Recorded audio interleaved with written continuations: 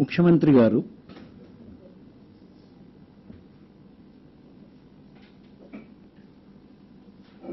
విదేశీ పర్యటనలు చేస్తున్న ప్రతి సందర్భంలోనూ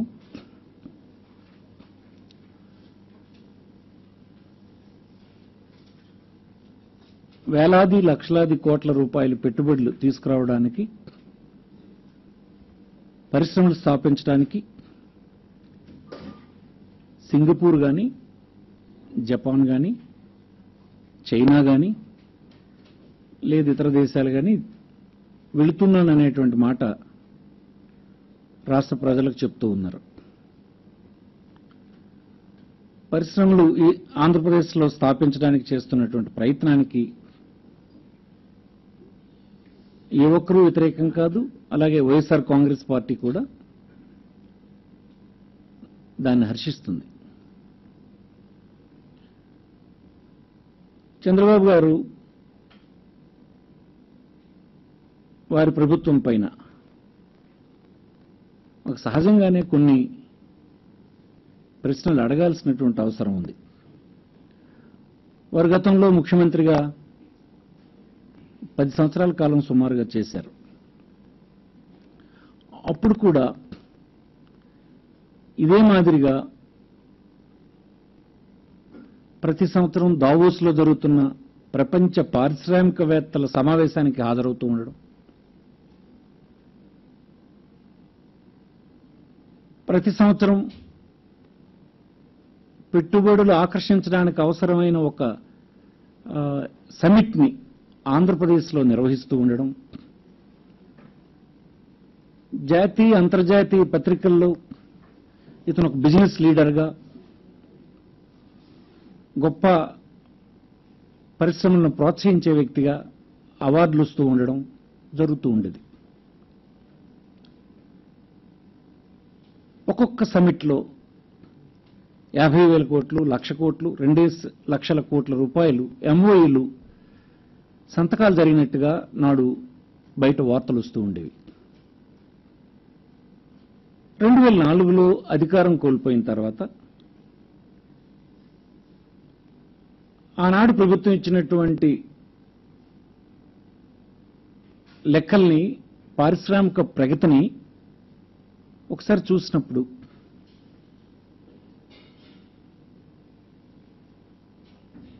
రెండు 2093 వరకు ఆంధ్రప్రదేశ్లో ఉండేటువంటి పారిశ్రామిక ప్రగతి 8% ఉంటే 94 నుంచి 2004 వరకు చంద్రబాబు గారు చేసినటువంటి ప్రయత్నం గొప్ప ప్రయత్నంగా అనేక అవార్డులు వచ్చినట్టుగా ప్రచారం జరిగిన నేపథ్యంలో ఆంధ్రప్రదేశ్లో ఉండేటువంటి పారిశ్రామిక అభివృద్ధి అనేది సంవత్సరానికి 6.5కి నమోదవుతూ 1.5% పారిశ్రామిక ప్రగతి గత ప్రభుత్వాల కంటే తగ్గిపోయినటువంటి విషయాన్ని ఈ సందర్భంగా జ్ఞాపకం చేస్తూ ఉన్నాను.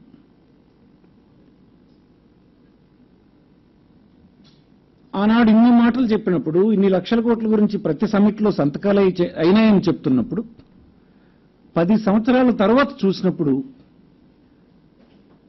10,000 కోట్ల రూపాయల ఏ గ్రీన్ఫీల్డ్ ప్రాజెక్టు, అంటే ఈ రాష్ట్రంలో పరిశ్రమను స్థాపించి కొత్తగా పరిశ్రమను ఏర్పాటు చేసినటువంటి పరిశ్రమ ఒక్కటి కూడా ఆ 10 సంవత్సరాల్లో రాలేదు.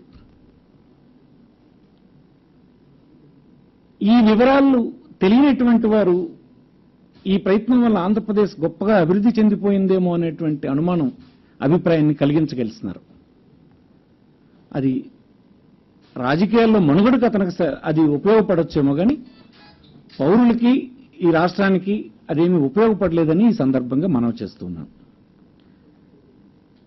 ఇప్పుడు కూడా మళ్ళీ అట్లాంటి మోసకారితనమే జరగకుండా 5 సంవత్సరాల నాడు వెనుక చూసినప్పుడు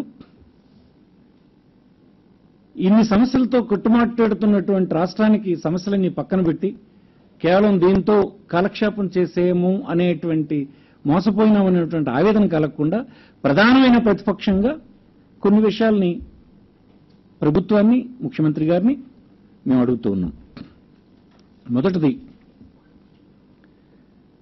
ఈ రాష్ట్రంలో పరిశ్రమలు స్థాపించడానికి వచ్చినటువంటి ఎంఓయూలు, మీరు 3 దేశాల్లో తిరిగినప్పుడు ఎంఓయూల సంఖ్య చెప్పారు. ఈ ఎంఓయూల్ని వెంటనే పబ్లిక్ డొమైన్లో పెట్టండి, ప్రధాన ప్రతిపక్షానికి ఇవ్వండి, పౌరులందరూ చూసుకునేటట్టుగా మీరు ఎంఓయూలో పెట్టుకున్నటువంటి అంశాలేమిటో ప్రజలకు చెప్పండి అని తెలియడానికి వీలుగా ఉండాలని మనం వచ్చేస్తాం. ఎందుకంటే నేడు రైట్ టు ఇన్ఫర్మేషన్ యాక్ట్ వచ్చిన తర్వాత సాధారణంగా ఒక ప్రైవేటు వ్యక్తుల తాలూగా ఆస్తి కొనుగోలు వివరాలతో సహా మనం వెబ్సైట్లో చూసుకునే అవకాశం వచ్చింది. అలాంటిది ఒక రాష్ట్ర ప్రభుత్వం ఇంకొక దేశంలో ఉండే పారిశ్రామికవేత్తతో ఒప్పందం చేసుకునేటప్పుడు ఆ ఒప్పందాల్ని బహిర్గతం చేయాల్సిన కనీస కర్తవ్యం ఈ ప్రభుత్వానికి ఉంది. ప్రధానమైన ప్రతిపక్షంతో సహా పౌరులందరికీ అందుబాటులో పెట్టి ఉండాలి.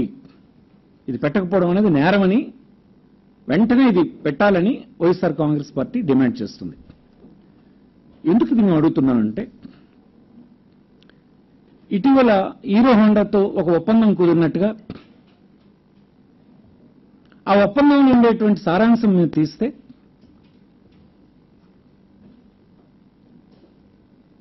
శ్రీ సిటీలో ఏర్పాటు కాబోతున్న ఈ ఇండస్ట్రీకి తమిళనాడులో రేపు ఏర్పాటు అవుతున్నటువంటి యాన్సిలరీ ఇండస్ట్రీస్లో వచ్చినటువంటి వస్తువులకు కూడా తమిళనాడు ప్రభుత్వానికి చెల్లించాల్సినటువంటి వాల్యూ యాడెడ్ ట్యాక్స్ను కూడా రేపు మన రాష్ట్రంలో శ్రీ సిటీలో ఏర్పాటు చేయబోతున్న హీరో హోండాకి రాయితీగా ఇవ్వడం జరిగింది. 20 సంవత్సరాలు ఇవ్వడానికి అంగీకరించినారని ఇది మాకు తెలిసింది. 5 సంవత్సరాల కాలానికి ఎవరికైనా ప్రభుత్వానికి ఒక పార్టీకి అధికారాన్ని పౌరులు ఇచ్చినప్పుడు రేపు మనం చేస్తున్నటువంటి తప్పిదాల వలన గుదిబండలు కాకూడదని ఈ సందర్భంగా మనం చేస్తున్నాం. పారిశ్రామికవేత్తలకు పెట్టుబడులు ఆకర్షించడం అనేటువంటి నెపంతో మీరు తెలిసి తెలియకు, కాకపోతే ఇతరత్ర ప్రయోజనాల కోసం దశాబ్దాల తరబడి ఇస్తున్నటువంటి రాయితీలు గుదిబండలై అసలుకు మోసం వచ్చే ప్రమాదం ఉంటుందన్నటువంటి విషయాన్ని ప్రధానమైన ప్రతిపక్షంగా మేము చూసుకోవాల్సినటువంటి అవసరం ఉంది కనుక మీకు హెచ్చరిస్తున్నాం. తదుపరి ఇంకొక ఇతర దేశంతో జరిగినటువంటి ఒక ఒప్పందంలో ఇరు దేశాల్లో ఉండేటువంటి ఫోర్స్లో ఉండే చట్టాలు ఏవి కూడా ఈ వ్యవహారం పరిధిలోకి రావు అన్నటువంటి ఒక కండిషన్ని మా పార్టీ తెలుసుకుంది. అంటే ఇది ఎక్కడికో వెళ్ళిపోతుంది.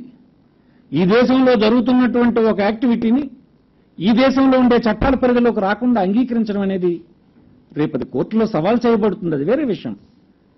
కానీ ఈ ప్రజల తరపున ఈ రాష్ట్రం, ఈ దేశం, ఈ పౌరుల ఆస్తులన్నింటినీ కాపాడుతాం, రక్షిస్తాం, ఈ ప్రయోజనాల్ని కాపాడుతాం ప్రమాణం చేసినటువంటి ప్రభుత్వాలు ఇట్లాంటి ఒప్పందాలు కుదుర్చుకుని ప్రజల్ని నరకంలోకి నెట్టే కార్యక్రమాన్ని వైఎస్ఆర్ కాంగ్రెస్ పార్టీ అంగీకరించబోదు. అందుకే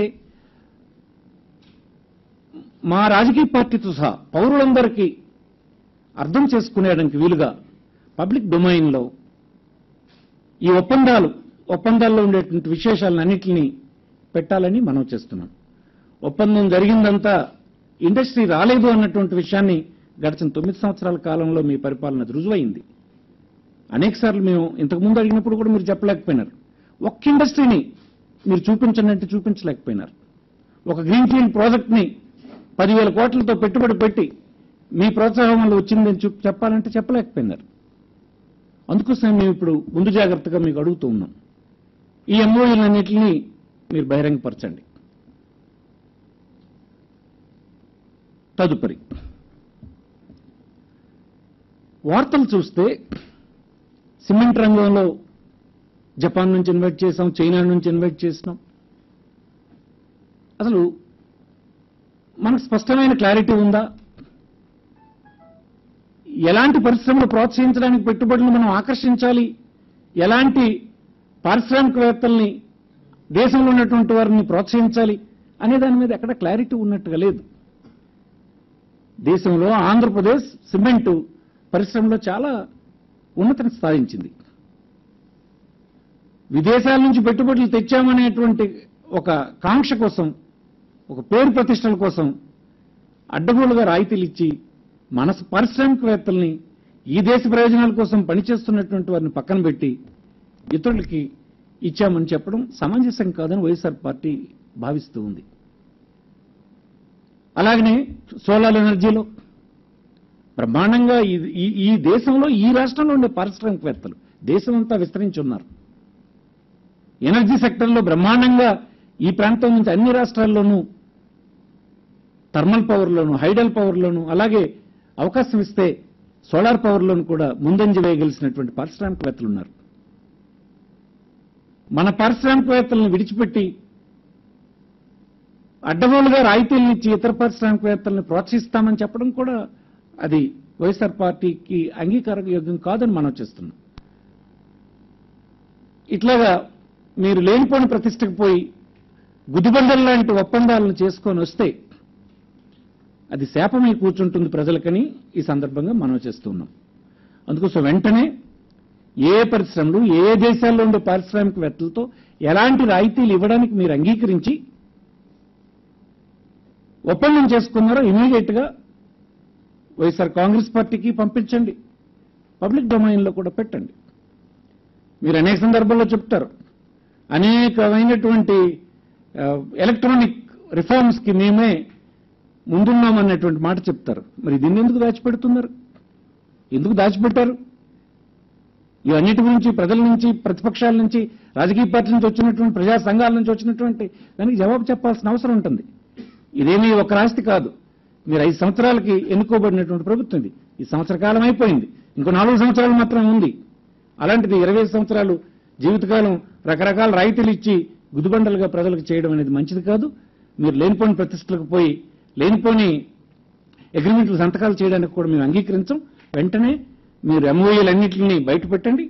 దానిపైన వైఎస్ఆర్ కాంగ్రెస్ పార్టీ అవసరమైనటువంటి సూచనల్ని, మార్పుల్ని ప్రజల తరఫున సూచిస్తుంది, కోరుతుంది.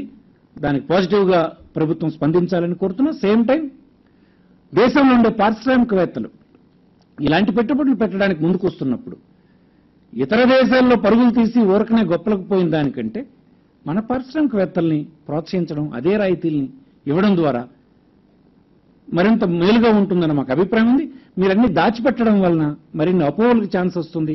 ఆ ఛాన్స్ లేకుండా ఉండాలంటే అన్ని ఎంఓఎల్ని మీరు పబ్లిక్ డొమైన్లో పెట్టాలని వైఎస్ఆర్ కాంగ్రెస్ పార్టీ డిమాండ్ చేస్తుంది.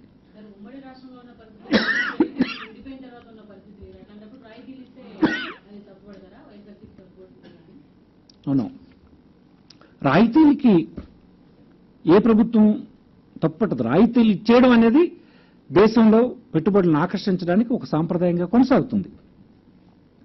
కానీ రాయితీలు ప్రభుత్వాలకి ఎక్కడా లేని విధంగా గుదిబండలుగా మారడం మంచిది కాదు.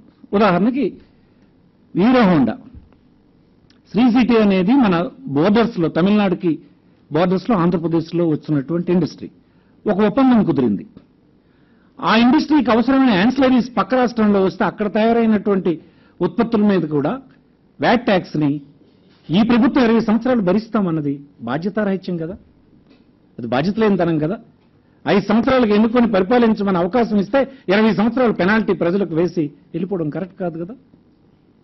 ఇట్లాంటివి చేయడం కరెక్ట్ కాదు. ఇది డెమోక్రటిక్ సిస్టంలో అందరితో చర్చించవలసిన అవసరం ఉంది, తగిన సూచనలు తీసుకోవాల్సిన అవసరం ఉంది.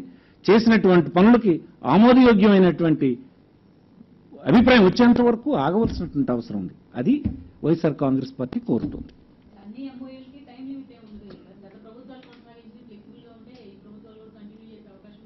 అదే మేము అడుగుతుందో పెట్టండి అంటున్నాం. ఏం ఎంఓయూలు మీరు చేసుకున్నారో పెట్టండి అండి. ఇదేమీ వ్యక్తిగతమైన ఆస్తులు, వ్యక్తిగత ట్రాన్సాక్షన్స్ నే నేడు పబ్లిక్ డొమైన్ లో ఉంటే ఒక ప్రభుత్వం ఇంకొక దేశంలో ఉండే పారిశ్రామికవేత్తలతో రాయితీలు ఇస్తూ కుదుర్చుకున్న ఒప్పందాలు ఇంతవరకు పబ్లిక్ డొమైన్ లో రాకుండా ఉండడం అనేది అనేక అనుమానాలకు దారితీస్తుంది. పైగా ఇంతకుముందు జరిగిన 1-2 లీక్లు వచ్చినప్పుడు మాకు అర్థమైంది ఏంటంటే ప్రమాదకరమైన స్థితికి ఈ రాష్ట్రాన్ని నెట్టేస్తుందని అర్థం అవుతుంది. ఈ రాష్ట్రంలో జరిగే ఒక కార్యక్రమానికి ఈ దేశంలో ఉండే చట్టాలు ఆ దేశంలో ఉండే చట్టాల పరిధిలోకి రావు అనేటువంటి ఎంఓయూలు కండిషన్ ఉందే, ఎటు వెళ్ళిపోతున్నాం మనం అని ఆందోళన కలుగుతుంది. అందుకోసం ఒక ల్యాండ్కి సంబంధించి ఒక వివరం వచ్చింది, అందుకే అంటున్నాం. మాకు ఇవి ఎప్పటికప్పుడు మాకు ఈ సమాచారాన్ని ఇస్తే తప్ప మా సూచనలు, మా తరఫున చేయాల్సినటువంటి ఆలోచనలు, ప్రజల తరఫున చెప్పాల్సినటువంటి విషయాలు చెప్తాం. అందుకోసం ఇట్లాంటివన్నీ ప్రభుత్వానికి మేము కోరుతున్నాం. ఈ ఎంఓయూలు వచ్చిన తర్వాత మళ్ళీ వైఎస్ఆర్ పార్టీ ప్రతి ఎంఓయూలో ఉండేటువంటి కష్టనష్టాలని, ప్రయోజనాలని విశ్లేషణ చేస్తుంది. మళ్ళీ ప్రజల తరఫున ప్రభుత్వానికి సూచనలు చేస్తుంది.